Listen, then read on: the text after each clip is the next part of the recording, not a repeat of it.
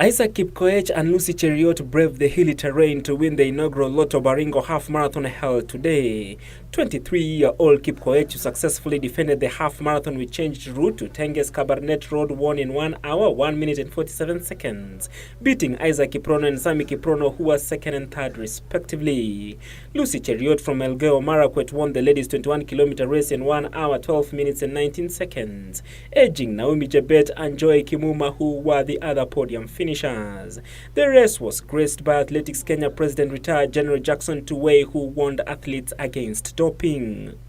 Any athlete who has been banned before because of non-compliance, hata akirudi baada ya hiyo, sisi kutoka Athletics Kenya, we will not allow that athlete to represent this country again.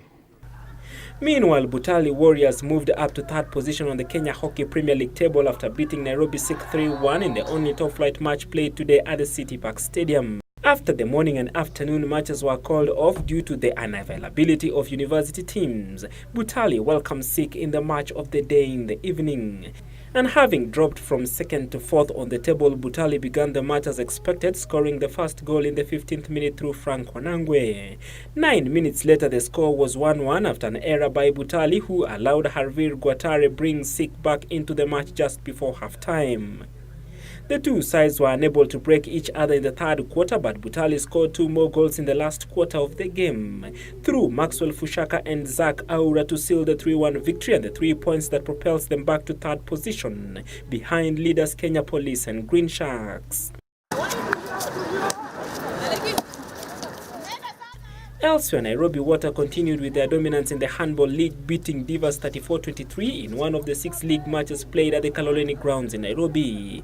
Brenda Rivitsa guided the national champions to the victory with 7 goals, assisted by Cecilia Katheu and Gladys Chilo, who had 6 and 5 goals respectively.